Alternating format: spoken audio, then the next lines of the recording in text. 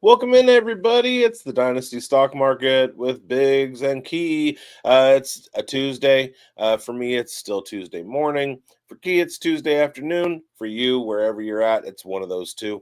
Welcome. We're here to talk about some. We got some rookie fatigue going on. I think. I do anyway. I'm starting to get real tired of listening to the rookie hype. We've been focused on it since January, and it's starting to get to the point where I have blinders on for some of the vets out here in these fantasy streets, and I'm starting to forget about them. And I don't want that to happen. And so we're here to talk over the course of the next hour across a few platforms. We got Dynasty Daddy queued up. That's an aggregate website that's based on trade values and drafts and things like that. It's kind of fan sourced, kind of like Keep Trade Cut, but Keep Trade Cut is just one element of it. It doesn't use Keep Trade Cut as its be all end all. It's just an element. And then we got some player profiler rankings. We got some fast draft ADPs. How you doing, Key? Man, I'm doing great. You're right. This is rookies all the time.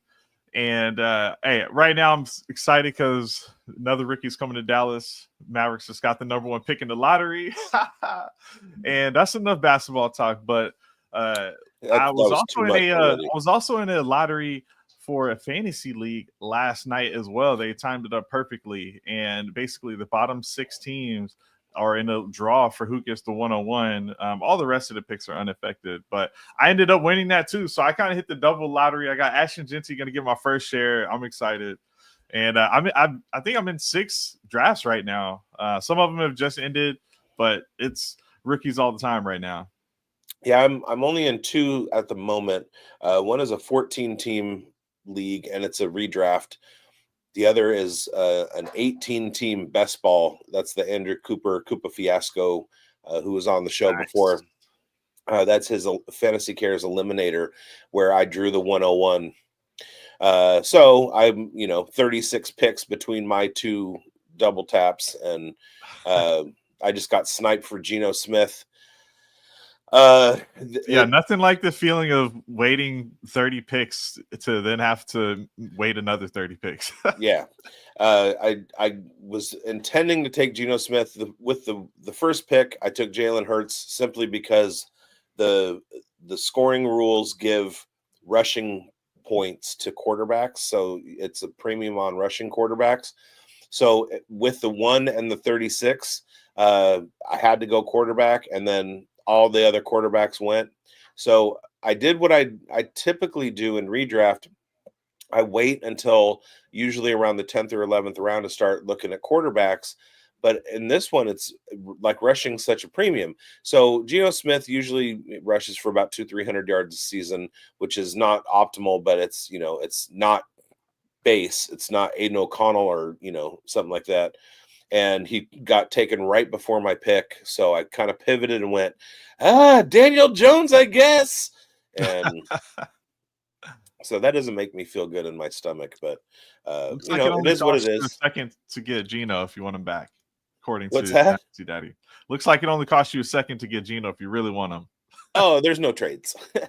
Yeah. Yeah. So in my other leagues, and in dynasty startups and redraft stuff, I'm pretty much hammering Geno everywhere I go. But in this one is a little bit suspect. The 2 leagues that I'm drafting in right now are both 8-hour clock slow drafts with obscure scoring rules. So like the eliminator, you have to take a coach, you have to take a punter. There's DB scoring. Awesome. It's wild. The other one is IDP. I mean, it's just so my brain is all over the map right now, which is why I kind of wanted to do this because I've been doing a whole lot of rookie drafts and rookie mocking, but I'm starting to lose the thread on some of these veteran ADPs. So if we look at the quarterback situation first, we go all the way down to QB 15 before we get to Cam Ward. But once we get to Cam Ward at QB 15, and this is according to Dynasty Daddy in superflex leagues, right after Cam Ward, and I'm going to read these names and then pose a question to you. We've got bookends, Cameron Ward and Jackson Dart, and between them we have J.J. McCarthy, Trevor Lawrence, Brock Purdy, Michael Penix, Jared Goff, Bryce Young, Dak Prescott, Justin Fields, Tua Tagovailoa. Then we get to Dart. So that's a run of quarterbacks that I feel I would be willing to pull the trigger on every single one of them before Cam Ward. What are your thoughts on that? Yeah, because the weapons at Tennessee, they historically have been bad. We do like Ridley, but if you just look at Ridley over the course of his career and you're just like, how many wide receiver one seasons did he had? That's not going to stand out to you, regardless of the situations that we know he went through. There's no one else to even speak of other than rookies, really. They're going to get opportunities, but the rest of these quarterbacks all have weapons for days. Um, you know, Treylon Burks' shade will not be accepted okay. in this room. I did try not to mention him as much as possible because when you get burned that bad, it's rough. Luckily, I was able to get him off of my roster in a trade to somehow claw back Garrett Wilson before it was too obvious. But hey, look, Penix has Drake London. I'm not even going to name all the weapons here. Lawrence, he just added another weapon. Come on now, Purdy's got players over there. All of these quarterbacks just have so much going for them that I don't really need to take the new hotness. I'll stick to my Kyler Murray, who's been a quarterback one on a points per game basis his whole career, or any of these guys really right around there. I'm excited to get Trevor Lawrence on basically the bottom. You know, his value's gone up a little bit, but at the end of the day, I'm not taking Cam Ward over a lot of these guys. Well, Kyler and Baker Murray are just immediately ahead of Cam Ward. So is Jordan Love.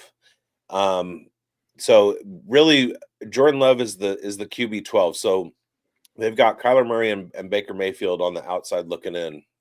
I feel like both of those guys definitely have the ceiling to finish in that top 12. But when I go through this list, yes, JJ McCarthy is an unknown at this point. I don't know if I'd be willing to bank on him, but I still think that he has a little bit more promise at this point than Ward does. We know his rushing upside from Michigan and his arm strength, plus the fact that he's in Kevin O'Connell's system. They just added Ty Felton. He's got JJ. He's got Hawkinson. He's got Jordan Addison for how long we don't know, but he basically Kevin O'Connell is going to keep him safe, right? He's insulated by Kevin O'Connell. Like you said, Trevor Lawrence, he just added a new super weapon. Brock Purdy is constantly, and according to Fantasy Points data, one of the stickiest and most effective tools to look at for quarterbacks is fantasy points per dropback, and Brock Purdy is typically in the top 5 every single year in that. It doesn't always translate, but like to total fantasy points for him, but he's always in the mix, right? And then you have Penix, who, like we know, has a big arm and he's got some talent. Jared Goff at QB 20. Now, this is basically the back end of your top 20, and Detroit they're gonna do some things with Jared Goff. Now, losing their offensive coordinator might hurt, but then you look at what they added in Isaac Tesla. You've got Jameson Williams, who's on the precipice of a huge breakout. Sam Laporte is there. So I still like Jared Goff's situation. And then we got Bryce Young, who he's on the come up. Dak Prescott, who he's anywhere from QB5 to QB15, depending on what kind of injury season, what injuries the Cowboys are dealing with. Are they going to establish a run game to help them out a little bit with Jaden Blue or with some of the vets, Javonte and Devin Dingleberry? And then you've got Justin Fields coming in at quarterback 23 with the cheat code rushing upside, the new contract, and basically the Jets, signaling this is our guy. And we know what Justin Fields can do. He's a top 10 quarterback with his rushing upside. Then we get to Tua, who's a big question mark for me and always will be, and then Jackson Dart. So let's talk about that. We got Tua Tagovailoa, Jackson Dart, Sam Darnold, and Anthony Richardson right there in the 24, 25, 26. I'm leaning Jackson Dart over Ooh. Tungavaloa. Yeah, the injury risk unnecessary. You don't have to take that risk. Just get a young, healthy guy who's got a very talented weapon in Malik Neighbors, and he's young and healthy as well. I guess I was skipping the fact that Tyreek Hill's also kind of has his own volatility. So there's just so many reasons to where you could just point your team towards the future by going with Jackson Dart instead of Tua. You know, Tua can put up top 5 numbers if he's just going off and everything is clicking, but without the rushing floor, there's that floor. It's just you're just hoping for the ceiling because you're rarely going to get that, and definitely not on a consistent basis. And the value is just a lot lower in the trade market. So I'm definitely willing to take a shot on Dart and to pull you even further into the rookie madness that you've been trying to climb your way out of. And when you're at the 1-2 turn in a rookie mock draft, I mean, where are you hitting the button on Jackson Dart? I see him consistently fall to the 2-2 range. Some people do take him in the first round right at the end. Are you just going to trade that pick for one of these veteran quarterbacks to tie it all in together, or are you going Jackson Dart and let's use someone else instead of Tua? In Dynasty Superflex, I'm smashing Jackson Dart. I might be over my skis on him, and I might be more hyped on him than anybody else, but I have him in the 105 to 107 value. And he's typically being drafted after that. So if I'm in the 105 or 107, I might be looking to trade back a little bit, pick up a second or a third round pick, move back a little bit in the first round and take Dart. But I don't have a problem pushing the button at 5, 6, or 7 simply because A, he's a quarterback and they hold value. B, he essentially is in line to get the starting job at some point in 2025, unless we have a miracle performance from Russell Wilson or Jameis Winston. And then he's got the rushing upside to go with it. So I think he's undervalued in rookie drafts. And I don't have a problem for myself, for my own teams, drafting him in the 5, 6, 7 range. As far as him starting the season, I don't know if that's going to happen, but it's similar to what we thought we were going to see from JJ McCarthy last year, what happened with Michael Penix. It's just a matter of time. And so he will get on the field. I'm taking him earlier than I probably should in a lot of drafts. When I look at this landscape and I see right behind him Sam Darnold, Anthony Richardson, Geno Smith, and Matthew Stafford, in Dynasty, if I'm in a startup, I'm probably going to go Darnold and Geno over him, but I don't know about Stafford. Stafford, I think I would still take Dart over Stafford. But then Anthony Richardson is the curious one. What are Oh, our yeah. thoughts on Anthony Richardson this year? He's at quarterback 27. He's been in the top 10 in the last 2 seasons simply because of his upside, but he's fallen all the way to QB 27. Yeah. Are we slotting him in there? Are we just like, I mean, I just took Daniel Jones in a draft thinking that, there's a possibility he's going to be the starter and not Richardson. So what All are we right. doing with Anthony Richardson? I love this question because it's so early in the season, the off season, where I can plant a flag and say, you guys got to be drafting Anthony Richardson. And in Dynasty, we get these moments where guys are just undervalued. We don't know that they're undervalued. We may just be like, yeah, he sucks, and let's avoid. But this happens every year where whatever we think is going to happen, it's going to get flipped on its head. And if you're telling me that Justin Fields could meander his way through his fantasy career arc to have multiple spike weeks and stretches of months, I think Anthony Richardson can do the same because I think a lot of it was injury related. When he's on the field, he's scoring. I haven't seen him be on the field and not scoring a lot of points. It's Right. usually he's not on the field. If you're telling me I luck into a healthy Anthony Richardson season, I think that coaching staff is more likely to want to give him the ball more often than not and just ride out this final season to make sure they can move on to the next chapter, because I don't think Daniel Jones is the future of that organization. So instead of just leaning on him because we're taking the keys back, he's got to get benched. I think we can see a benching happen, but we might find it to where he gets another opportunity at the end of the year, even if he gets benched, to find out, which should line up for the fantasy playoffs. But my main point is, if he's healthy, I think he's playing. And so wherever you've got Fields, yeah, they're pretty close to each other. I'm fine with both, and especially in redraft, I'm happy to take that chance since there's plenty of backups on the waivers. But for Dynasty, I can't give up yet. So any of these guys below him that don't have much long-term stability or rushing upside, then I'm out on. So I do want to take that stab on Richardson over Stafford. Clearly, Dart, I like the youth that he's got.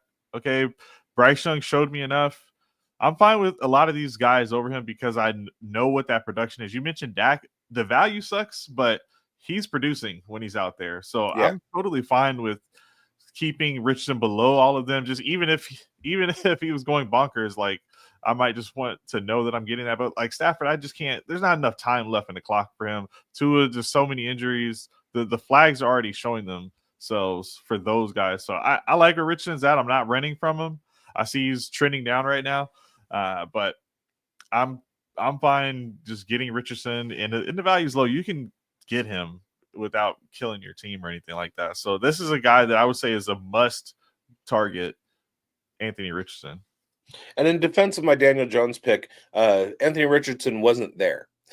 So it was a pure dart Later. throw, a pure Okay. lottery You're ticket. not planting that flag where it's Daniel Jones over Richardson, Right. which could happen. It's just you don't have to take him that early. Now in the other league that I was discussing, it's the 14 team big play bonus. We are in round 12, and Anthony Richardson is still on the board. Okay. So Jackson Dart has gone already. Ooh, look at that. I took him. Michael Penix is gone. Bryce Young is gone. Russell Wilson is gone. Tua's gone. Darnold's gone. But Anthony Richardson is still there. All right. Now, we have, after we hit Stafford, we start getting into the 30s, and we've got a cluster of rookies at 30, 31, 32, and 34. And that's Milroe, Sanders, Shuck, and Howard. Right in the middle there at 33 is Russell Wilson.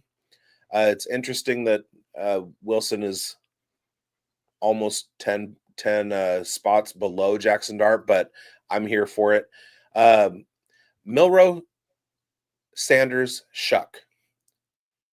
Milroe might, I mean, he's got the rushing upside. He's got the cheat code, but Darnold is the starter at this point. Shador, we don't even know if he's going to make the team. He's got 5th round draft capital, which is not ideal. And he's got Dylan Gabriel with higher draft capital. They've also got another quarterback in-house. We don't know if he's going to be QB3, QB4, QB2. We don't know what's going to happen in Cleveland. And then Tyler Shuck, we had the retirement of Derek Carr, shockingly, over the last week. Shuck is starting to rise. I've seen him go as high as the 3-1 in rookie drafts. What are we doing with Tyler Shuck? I think he's the starter in New Orleans. I agree. And I want to expand the question because for me, he's not someone that I want on my team, really. Of the names you mentioned, I only want Jalen Milroe since he does have that rushing upside and was the quarterback who had some of the best testing numbers we've seen at the combine. These other guys, I could see them as a QB3 on my team. So, yeah, you can draft them. I might even think that the value hasn't gone up high enough on Shuck yet, to be honest, because I think there's a lot of people that have shared the same kind of vibe. They're like, well, he's going to suck. The Saints are awful. Like, I have a feeling his value hasn't gotten to the point where it's like, all right, like, sure, I'll take it because he's a quarterback and he's starting. Right. I do expect him to start. So I'm fine getting Shuck right now because I don't think he's overvalued. And he'll be a starter. I'm worried about the production I'll get out of him, but I will get Shuck. The value just hasn't gotten to the point where it's unobtainable. He's still kind of getting disrespected a lot. Yeah, would you be more comfortable with him as your QB3 or QB4? I'll take him as a QB3 because I've gone through seasons where it was lean and I survived with my top two quarterbacks, especially if it's super flex. You can figure it out if you've got a good running back as that super flex just to make it by. I literally scraped by, won a title with Joe Flacco in the lineup. So I'm fine if I go into the season with three healthy quarterbacks and my third one is Shuck. Um, I think he'll get an opportunity to start. It could be rough, but also going into I think we have 4 months until week 1. That's a lot of time to go ahead and trade this guy too. If the Right. narrative kind of swings in the offseason, I think we're still on the very early part. Like, yes, we just did a huge climb up. His value is shot up, but not. He's getting totally disrespected right now still. So there's still more room to grow for his value to climb for in any other injury to happen. So I think totally get this guy as a QB3. I didn't really I've admitted that with the quarterback evaluation, I'm not confident in being like, yeah, I know this guy's gonna be great right out of the gate.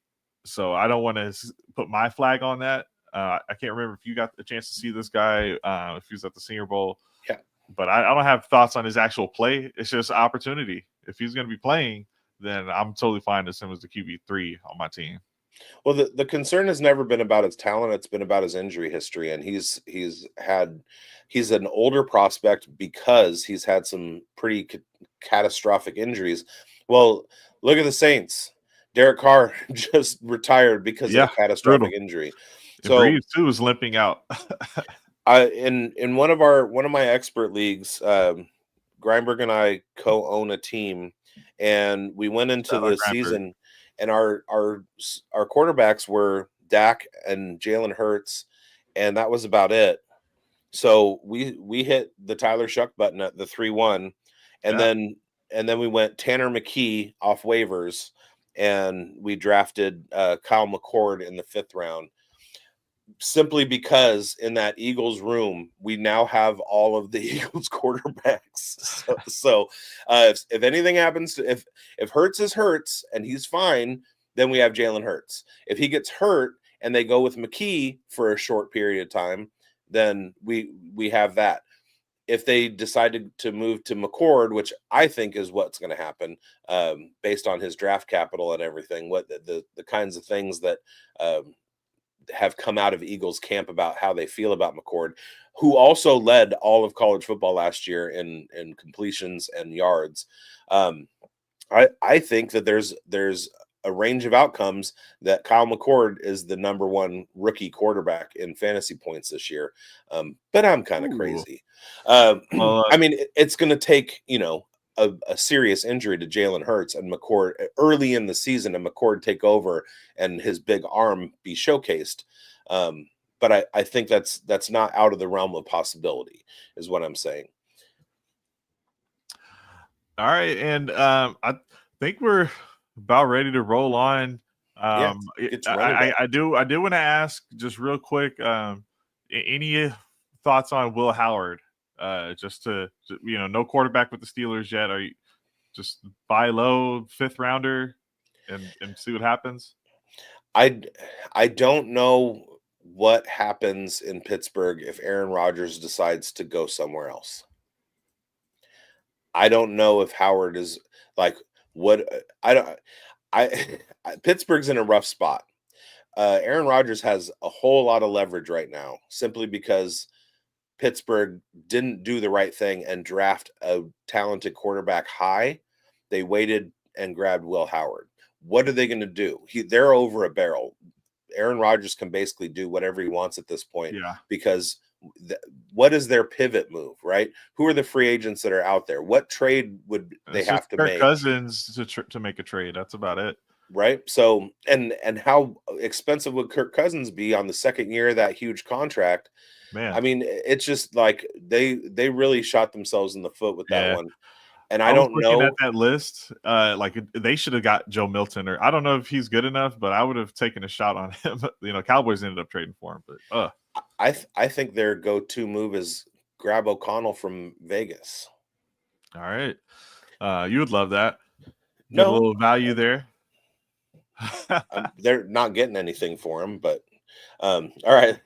Let's move on to running backs, but before that, um, we, we're going to talk about fast draft for a second. Uh, do you like to draft? Do you Yes, want to sir. draft faster? Oh Draft yeah. faster with Fast Draft. Go to fastdraft.app and use the promo code BOOTH, BOOTH. Get a $50 deposit match. Fast Draft is the fastest growing best ball game in the industry right now. It's phenomenal. I'm going to let Alex push the button on the commercial that we want to play, but because I don't know what we're doing this week. So All right. go Appreciate ahead it. and hit that. Rookie. It's all about rookie talk in fantasy football right now. So why not go use all that knowledge to do something other than a mock draft? Chris Jimino won $8,000 with just 2 teams last year, and each draft took 5 minutes. That's pretty good ROI. You can start doing rookie drafts for money today on Fast Draft. The Origins tournament is live. It is the place to go and monetize your knowledge of rookies and use your favorite player profiler host promo code for a $25 deposit match. Now let's go start drafting faster. And it's now a $50 deposit match. So let's go start drafting faster. And we were talking about these running backs, and we've got, count them up, 1, 2, 3, 4, 5, 6 running backs right now ranked inside the top 16 running backs overall in Dynasty. The next running back actually is Bashal Tootin at 21. So just outside of the top 20 there. And that was kind of surprising, but super athletic. And we're all about the metrics here at Player Profiler. You see Genty at the top and Amari Hampton there, sandwiches Bijan Robinson and Jahmyr Gibbs, who are at 2 and 3. But then you've got Henderson at 8, Quinshon Judkins at 12, Caleb Johnson 13, RJ Harvey at 16. And I'm going to leave this up just a little bit longer because on Fast Draft, you got Ashton Genty, who's going at 14, but it's all the way down at pick 42 that you see Amari and Hampton, which to me I thought was interesting because, okay, if we love all these guys in Dynasty so much, like it looks like in redraft, we actually really favor a lot of these, veteran running backs a lot more. And maybe we can talk about that phenomenon a little bit more, but I want to quickly highlight the AFC East. I just noticed how close all of these different values were. You've got Devon Chan at 5, Brees Hall at 7, Trayvon Henderson at 8. So that's the rookie. And then James Cook way down there at 17, who I actually think he might have the most points last year out of all four of these guys. So kind of funny how the value shakes out. But when you take a look here, guys, I've got Fast Draft pulled up, just the ADP, and that's what I was talking about. You've got Genty here at 14, down at 42 is Amari and Hampton, and so they clearly like all of these other players. So I just scrolled by James Cook at 30. We had Brees Hall going at 25. So clearly people like a lot of these veteran backs, but in Dynasty, it's almost like they're completely toast and they're getting faded down here. Trayvon Henderson at 54. So other than Genty, it's basically only Genty, Amari and Hampton, and Trayvon, and then Quinshon Judkins, who are even getting drafted on a regular basis because you're really only getting the top 60 players here in Fast Draft. So what does that say about how the people who are playing for real money are valuing these rookies versus the veterans, and how does that kind of impact what we should be thinking from a Dynasty perspective? Well, it's fairly similar over on Dynasty Daddy. One of the names that's standing out for me right there is Tony Pollard. The Titans did nothing for their running back room in the draft. I think Tony Pollard is an extreme value right now. Caleb Johnson does have he's got the upside to be able to be the bell cow in Pittsburgh. And then Brian Robinson right there. I love him too. That's another situation where the Commanders did not do anything in the draft, and Brian Robinson is the guy. So those two guys, Pollard and Robinson, I think they're getting short shrift at this point. I think that I would be more willing to count on them than to count on a running back who might be in a backfield split. I love Omarion Hampton, but he's in an offense with Najee Harris, who just signed a big free agent contract. We know that they're both going to get a lot of carries, but we don't know what their usage rates are going to be at this point. Is Omarion Hampton, is he the kind of guy that could go out and his talent will, push Najee Harris down? Possibly, but there is incentive for the Chargers to go with Harris a lot. I mean, he's definitely a durable back. I would fade Omarion Hampton a little bit, not based on talent, but based on the situation that he's in. We want a guy who's going to lead their team in carries. We don't know if are they going to work in the rookie slowly? Najee is an experienced running back. So that situation is just a little bit too murky for me at this point. So I'm looking at Tony Pollard and Brian Robinson and going, hey, these guys have the job. They're not going anywhere. They may not be on the best teams, but, Brian Robinson is on a playoff team. Tony Pollard isn't. But if I have a rookie quarterback in Cam Ward, am I going to lean a little bit more heavily on the running game? Yeah, that opens things up for a rookie. You saw what happened with the Raiders last year. They didn't have a running game because they didn't have a passing game. Well, those things can kind of go hand in hand. If the running game can open things up, Ward can progress as a rookie quarterback. If Ward is better than we think out of the gate, then that opens things up for Tony Pollard. So I really, really like the situations and the ADPs of Brian Robinson and Tony Pollard, and I will smash them. When it comes to Omarion Hampton, we look at where his value is and the guys that are around him at other positions. I might be taking a wide receiver before I take Omarion Hampton, and then play zero RB later. I like it. With the other thing with, when it's redraft, that's one thing, you just pick who's there, but we're talking about targets and avoids, both for startups, but even in the trade market, it's just easier to get some of these veterans because there's just a little bit more excitement around the rookies. So you might even, be able to get an extra piece on top of some of the guys around them just to get that rookie Omarion Hampton, Xavier Worthy.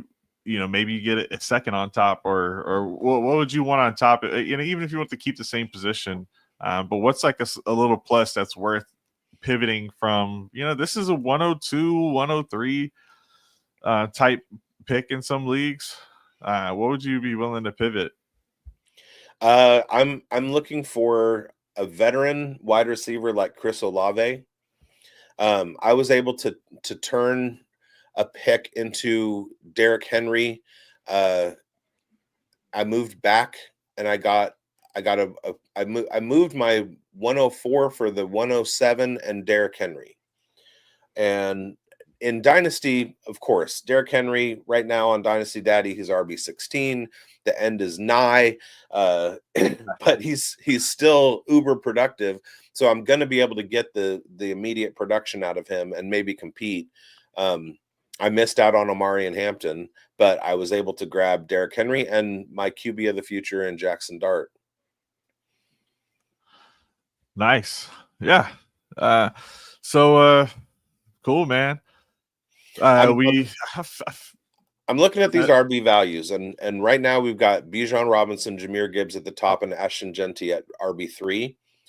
Then Saquon Barkley, Devon A. Chan, and Omarion Hampton. Bucky Irving, Breece Hall, Jonathan Taylor, and Kyron Williams. That's the top 10. Travion Henderson slots in at the RB11, Josh Jacobs at the 12, and Quinshon Judkins at the 13. Talking about those top four, Saquon Barkley was the leader at the end, at the finish line last year. In Dynasty, he's older. He's 28 years old. But I'm looking at that top at Bijan Robinson, Jahmyr Gibbs, and Ashton Genty. I think that I'm going Genty over Gibbs. I wouldn't necessarily take him over Robinson at this point, but I would have Genty as my RB2. Yeah, Tyler Algier hasn't been too much of a threat for Bijan Robinson. I feel like the offense had other issues that now there's a chance that just overall the offense can improve.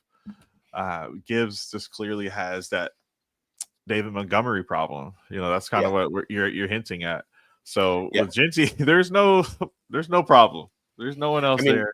who's going to be taking carries away from Genty? Dylan Laube, Raheem the Mostert. corpse of Raheem Mostert. Like, uh, uh, Jahmyr Yeah, Gibbs it's last year was clear RB1 in the games that David Montgomery wasn't playing. I want to say his fantasy points per game average was like in the high 20s, if not 30. But when he was on the field, when Montgomery was playing, Gibbs was RB5. yeah. And Gibbs ended the season, and I think in PPR as the RB1.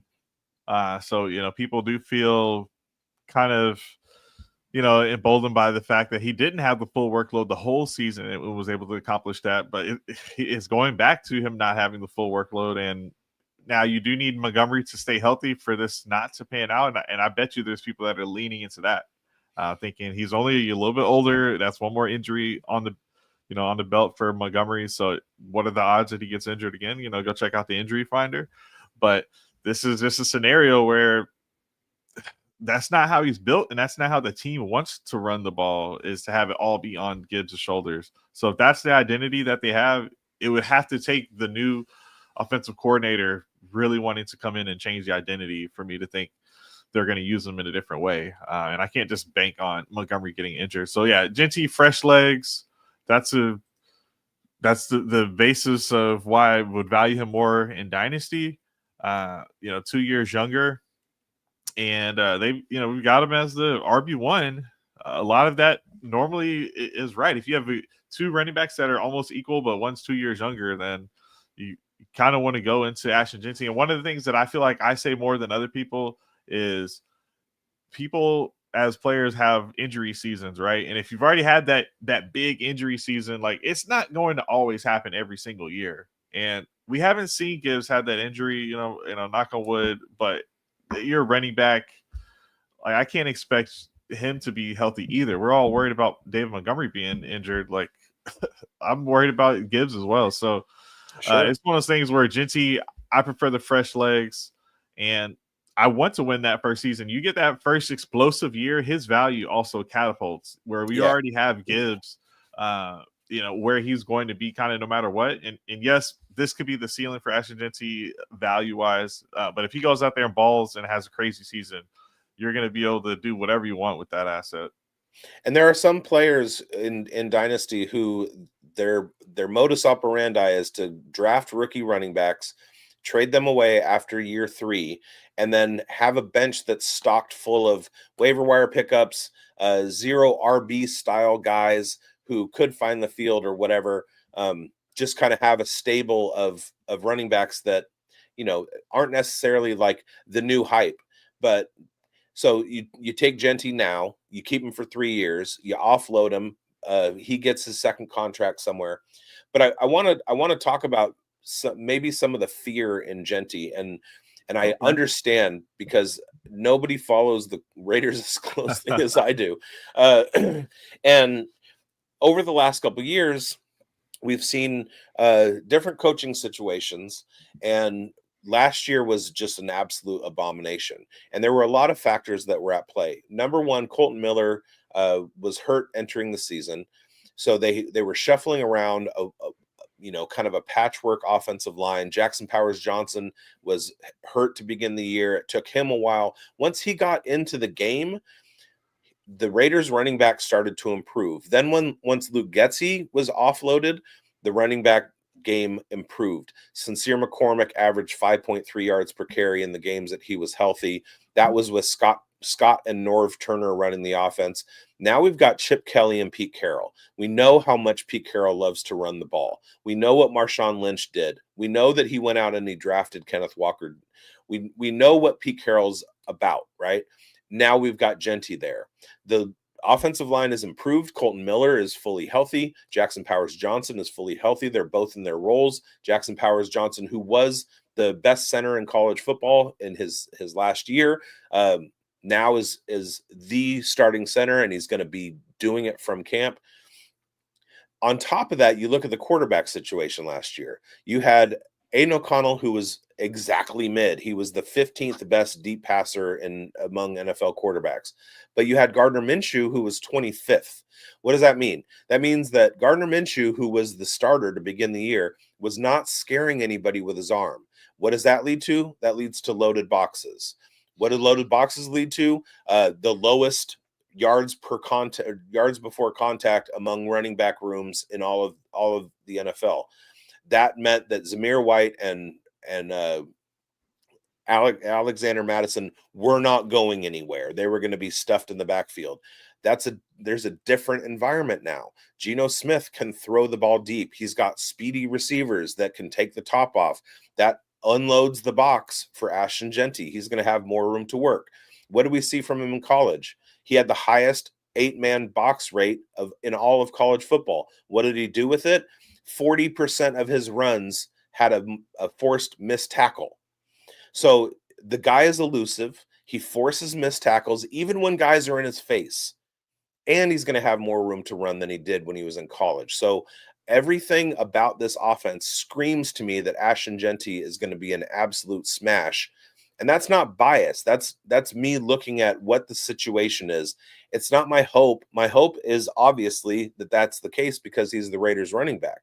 But like you look, what if Jaden Blue wins the job for the Cowboys? What is the difference between the Cowboys running back environment this year with Jaden Blue versus last year with Rico Dowdle? Doesn't it sound better for Jaden Blue than it did for Rico Dowdle? I think there was maybe less help in the backfield. I don't know. Zeke wasn't that good last year. You must hate Sanders and Javonte Williams. I get it. So I think it's the same. I would say it's lateral, to be honest. There was not much in either year's backfield at all. I don't hate It's either Williams or Sanders. I know that there's no competition. Yeah, Javonte Williams is not an efficient running back, and I don't know anything about Jaden Blue, but I know that Javonte Williams is not an efficient running back, and Devin Singletary couldn't keep a job in where he's been kind of knocking around the last few years. So it wouldn't surprise me at all if Jaden Blue was the RB1 out of the gate. Oh yeah. Yeah, so always got to weigh that. Wouldn't that be a better situation for him with a healthy Dak, a healthy CD, because Pickens in the building? Cowboys' first draft pick was an offensive lineman. And that's their go-to year-over-year kind of foundational piece for the Cowboys. So they emphasize that a ton. I could totally see Blue being that. That I think he was on the thumbnail for the Minded Mansion earlier today as the next Bucky Irving. I think that was what the thumbnail was. Jaden Blue next Bucky Irving, something like that. So there's some believers out there. The door's wide open. The Bucky Irving situation is completely different. Like we thought there was a guy in front of him. Blue could walk in and be the day one starter. And last year, despite the environment, Rico Dowdle was like RB 12 through 15, like in terms of efficiency, right? So the Cowboys didn't really unleash him either. They didn't give him the full workload. They were really, I think, playing politics with Ezekiel Elliott. So I think from back to your question, you're absolutely right. I take it back. It's not neutral because there's no more politics. There's no Ezekiel Elliott that you're just giving carries to for no reason. You're just going to give the ball to Blue. There's no favorites. All these guys are new to the team that are in the backfield right now. Right. So it's going to be kind of a by merit thing. If you look better in camp, if you're a young buck, 21.3 years old, and you look like you're hitting holes quicker than Javonte Williams, if you look like you're doing more than Devin Singletary, you're going to get the job. Mike McCarthy is incentivized to keep his job. He's going to put the best team on the field. And McCarthy's out of there now. We got Brian Schottenheimer. That's what I meant. So you see the tier break here. After RJ Harvey at 6, you've got a big tier break in lifetime value from 118 to 78 to Bashal Tootin. Cam Scadaboo's at 73. Then another little tier break to Jaden Blue at 43. And he's mixed in with a kind of a massive tier of other guys. Another guy who's next, the 10th guy, Woody Marks, who's in Texas as well. And we've got Dylan Sampson. These are all guys who, if the person in front of them gets injured, it's the wheels up, just down the line. All of these guys. Not to take too much noise, but from some of the rookie minicamp footage, watching Dylan Sampson and Quinshawn Judkins do drills together, there's a clear winner in that backfield. Don't tell me. Don't and say it. That's not Dylan Sampson. Okay. Whew. But when I'm looking at this list, you want to talk about a Bucky Irving for this year. I'm going Taj Brooks. Oh, I called it. Yes. I do like Cam Scattaboo a lot. I don't think that hiccups. I don't think that. Before you move on with Taj Brooks, think about the Bucky Irving situation. Rachaad White was only on the team maybe a couple seasons, and I think that's similar to Chase Brown. This is his year 3, and then you got the rookie come in, and somehow, some way, a guy who puts up multiple 1,000+ yard seasons, like well above that, in Taj Brooks, comes in and as a late round guy and could take the job. There's 2 things that I'm looking at. Number one is the draft capital, and Taj Brooks owns draft capital over Chase Brown. Oof. That's an incentive for the Bengals offense. The other thing is coach speak. Cincinnati Bengals coaching staff came out and they said Taj Brooks is a bowling ball covered in razor blades. Love it. Excuse me. I'm in chaos right now. And then the other one you had. I'm back. Here we go. So it was Woody Marks, Dylan Sampson, Taj Brooks, Rashard Smith. Yeah. So I'm in a league that rewards big plays. That's what we're drafting right now. I'm hammering Rashard Smith. You want somebody who's going to start to take passes. Jerick McKinnon and Rashard Smith are like analogs for each other. So you put him in that role in the Chiefs offense and boom, it's big play city. Yeah. Talk about the person in front of you going down. Like last year when Pacheco went down, you roll out of Rashard Smith out of SMU, former wide receiver. This was the guy I was calling the next Tyrone Tracy. So I'm definitely in on that, man. And Cam Scattaboo is my next Tyrone Tracy. And ironically, he's going to take Tyrone Tracy's job. No. Well, unlike Rashard Smith, Rashard Smith is going very late in like the 5th round, by the way, sometimes 4th, but I see him sliding, by the way. But Cam Scattaboo is going much earlier in the 2nd round, doesn't leave the 2nd round. So yeah, huge difference in values for those guys. But yeah, Scattaboo is like a all-purpose Swiss Army knife. Led FBS attached to a bowling ball or whatever you want to call it. He led FBS in receiving yards last year. That's huge. Yes, we know that Tyrone Tracy is a converted wide receiver, but that didn't really. We anticipated that playing out for him as a rookie last year. It didn't. He wasn't a revelation in the passing game, but Scattaboo comes in and he's got the size, he's got the draft capital that Tyrone Tracy didn't have. He very easily could be the RB1 to start the season. It could be a 1-2 punch, though. I could see Tracy becoming that satellite back that he's supposed to be, because he was asked to be the running back because Devin Singletary could not do it. Right. Yeah, we could see an Antonio Gibson type situation. All right, let's talk about wide receivers real quick here. According to Dynasty Daddy, the number 1 wide receiver among the rookies, and he slots in between A.J. Brown and Garrett Wilson, and that's Travis Hunter. Too high or too low on Travis Hunter at wide receiver 14? And who was he between, you said? A.J. Brown and Garrett Wilson. Okay, so A.J. Brown and Garrett Wilson. I, in a mock, took Travis Hunter over A.J. Brown.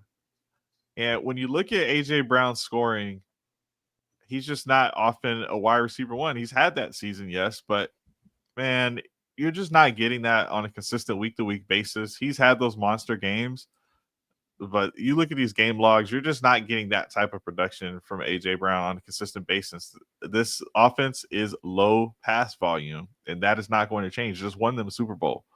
They invested in a running back. They emphasized the running game. They are in a spot where whatever the game calls for, they can pivot to that, but they are dictating that it's a run game, and the defense helps them keep it that way so they're not in these shootouts.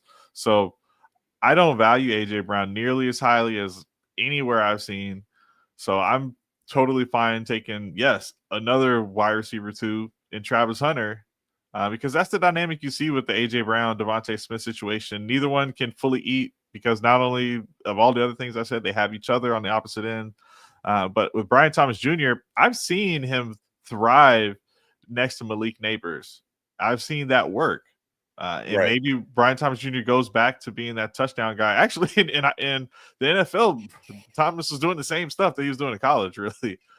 So Travis Hunter could be that Malik Neighbors to Brian Thomas Jr. And let's be honest, I'm kind of looking at it as a little bit more of a mystery box situation as far as I've got this AJ Brown here, and I've got a Travis Hunter here. There's a little bit more mystery upside. Sure, he could end up playing some defense, and then that could kill some things.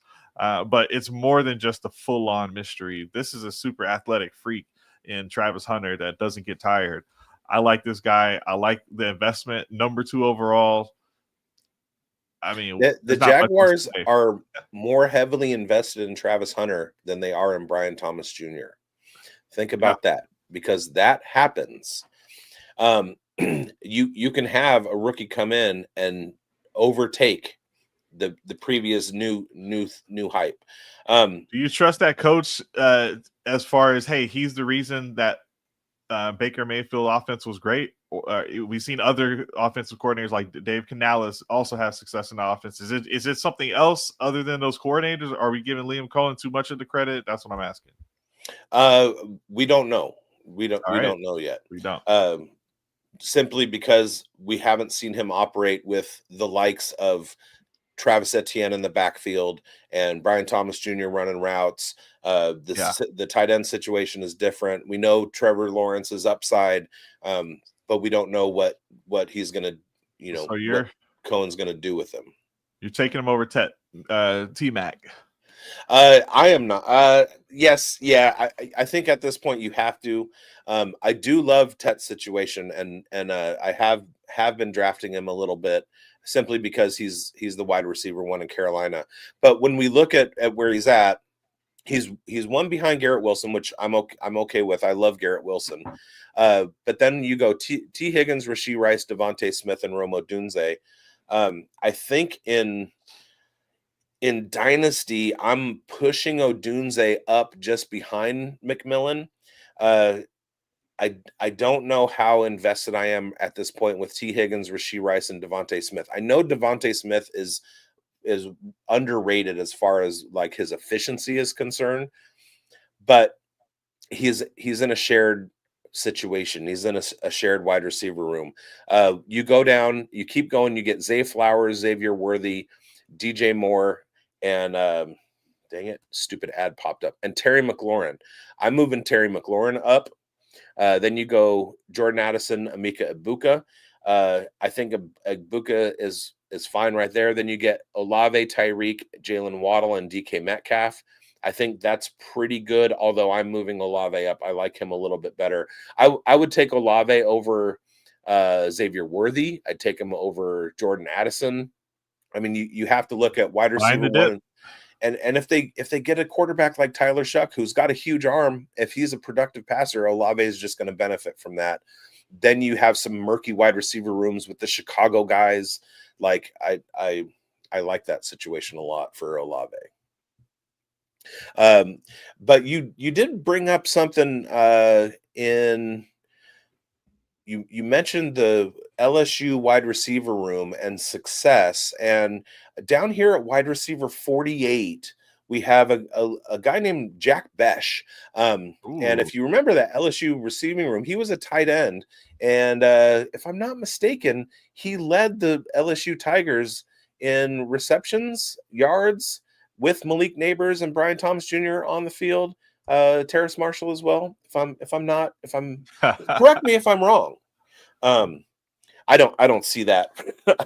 I don't see that in the Raiders situation. I think he'll be a nice power slot backup to Jacoby Myers his rookie season. Vesh, perfect at wide receiver 48. I think that's the ideal spot for him. Right at the back end of wide receiver. He's a must draft. And going in like the late second round of your rookie drafts. Yeah, I like it, but I'm not putting too much on him. I don't have high expectations for him. Let's put it that way. Another guy, wide receiver 43. What are we doing? So this is behind Cortland Sutton, but one ahead of Josh Downs, Trey Harris. Trey Harris is in a great opportunity. We see really good talent out of Justin Herbert. You talk about good arm. This guy's got a great arm. Okay, so I think there's no area of the field that he can't get the ball. And so for me, if you have a good quarterback, it's just not every team has that. And he's on the team that has a good one. It just comes down to, do you think it's just going to be an offensive identity of run first, run heavy, which is what they leaned into last couple seasons. They've gotten offensive linemen early, and that's where they've been focusing. They have that solidified. They've obviously got their first round running back, so it actually seems like they're going more towards the run game. Okay, we saw Ladd be great. I think we saw a game with Quentin Johnston have a ton of targets. Do you remember there was like a game where you got a bunch of targets? Like they're willing to throw the ball. They're willing to throw the ball if they have the players. And I'm all in on Trey Harris as far as I think he's a good player. So I'm definitely thinking after like you see that tier break. I had him on the screen already, but there's kind of a tier break with the rookies. But in this range of guys, I'm totally fine hitting the button. Like Jacoby Myers, he's a great player. I trust that production. So it's on the contender. It does get a little tough for me. We just saw a great season on Cortland Sutton, but at some point you got to take a risk on some of these rookies. So I think for a lot of people come down to, do you think that he can coexist with Ladd? Because all the other indicators are positive, I think, for Trey Harris. Well, here's what I see for Trey Harris. I see Trey Harris being the exact type that is going to have a later than rookie breakout. A perfect comp for me with him is Quentin Johnston, and they happen to be on the same team. Now, here's my flag plant for 2025. Quentin Johnston will be a 1,000-yard receiver. Here's why. Trey Harris is the perfect sacrificial X. Learn the playbook. What we saw from Quentin Johnston, I don't think Trey Harris will have the drops, but as far as his route participation is concerned, I see him running a lot of X down the field routes to open up the defense, with Ladd McConkey and his 120 to 140 targets working underneath and just being the lad that we know he can be. And Quentin Johnston, having had kind of a breakout second year, I think this year he puts it all together. It's his third year in the league. I think he fixes his route running. We saw him with a lot of, he went from 2 touchdowns to 8 touchdowns over his second and third year, or first and second year. You can't really count on touchdowns to be sticky, but that's the Greg Roman offense. We know what they're willing to do with Quentin Johnston. I could see 1,000 yards and 10 touchdowns from Quentin Johnston. Wow. That's a flag plant. Nobody sees it coming. So, it's one of those things where if you're gonna try and find the edge in the margins, Quentin Johnston could be that guy. Yeah, and on player profiler dynasty wise, I mean, he's in the range of, I'm in a lot of deep leagues, okay, but there's some leagues where these guys are available on waivers, to be honest. So Quentin Johnston is getting close to free. And with the addition of Trey Harris over the course of the next few months, I could see Johnston just be an absolute throw-in in deals. So if you guys agree with Biggs, y'all just get some deals done. Throw them in there. Let's pivot to tight ends real quick and get out of here. We got tight end 1 is Brock Bowers, tight end 2 is Trey McBride, tight end 3 is Sam Laporta, tight end 5 is George Kittle, Hawkinson is 6, Andrews is 8, Dalton Kincaid is still hanging in the top 12. Kyle Pitts is still tight end 10, Tucker Kraft and David Njoku. Isaiah Likely is tight end 13. We got 2 rookies in the top 12. We got Tyler Warren at tight end 4. We got Colston Loveland at tight end 7. I hate that. I don't think that either of them are top 12 tight ends this year. I feel what about like Mason. He's down there according to Dynasty Daddy. He is tight end 18, right around Evan Ingram and Cade Otton. And then Elijah Arroyo is tight end 22. Right? We talked about him on the tight end episode last week with Andrew Cooper, and he was the only guy that we just didn't really see another wide receiver 2 on that team to get in the way. So it's almost completely contingent on can he have a fast tight end rookie season development and perform. But he was drafted, I think, as the 3rd tight end. So they're expecting him to do a lot of contributing year 1. He and Mason Taylor is his ADP right now is 162, which that puts him in the 14th round. So if you're not coming out of your draft with Brock Bowers or Trey McBride, George Kittle in the 6th round, that there's a lot. I mean, tight end is tough to handicap, but if you're not getting one of those guys, you're looking at probably about 20 tight ends that all have the potential to finish in the top 12. I'm waiting on Mason Taylor. I'm not drafting Colston Loveland at tight end 7. That's too high for me. I'm certainly not drafting Tyler Warren at tight end 4. Those situations are too murky. The Chicago receiving core is, there's too many mouths to feed. And Tyler Warren, maybe what's best case scenario for Warren? Is it Daniel Jones or Anthony Richardson? I don't think either of those is ideal for him.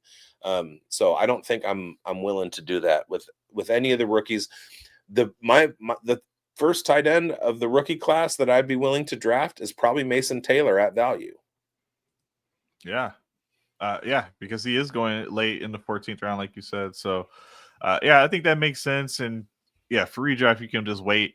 And he's going at the end of the 2nd round in drafts. I've seen him in some 301 range. He doesn't really get too much further than that, but I bet he goes a little bit further in some.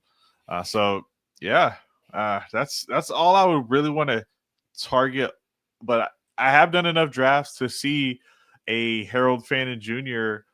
Late into the 4th round. So that's it. Gadsden, I just saw him go in the 5th round. As much as we talk about those two, especially after last week, these are other guys that you should definitely target. I think there's a big drop off, though, in my opinion, from then on. As far as the early opportunity, the other guy that Andrew Cooper was really high on was Elijah Arroyo, simply because the Seattle room.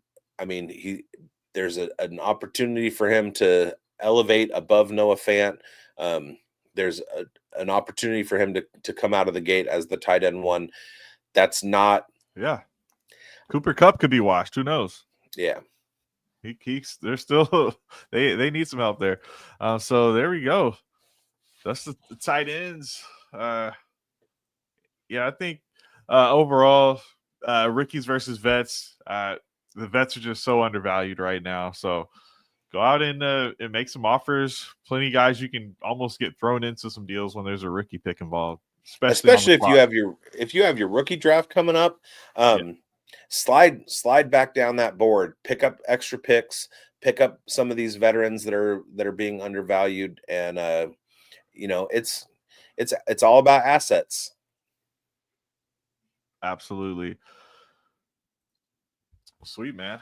Yeah. Well, let's get on out of here. Appreciate everybody for checking us out on this fine Tuesday. And don't forget to like, subscribe, hit the notification bell. Go play Fast Draft. Use this code over here. Booth, $50. BOOTH. Yes, sir. And Go follow us on X at BigBonedFFB. I'm sure there you can find everything else that we've got going on. Everything. Find me at Dynasty FK, and we'll catch you guys in the next one. See ya. From the Podfather to you, I deeply appreciate you tuning in. And many ask, what can I do? What can I do to help support the hosts, the research they do, the production costs? Go to PlayerProfiler.com, Dynasty Deluxe, World Famous Draft Kit, Rankings, DFS Dominator, and of course, data analysis. Subscribe to any one of those, and you support all of us and take Player Profiler to the moon.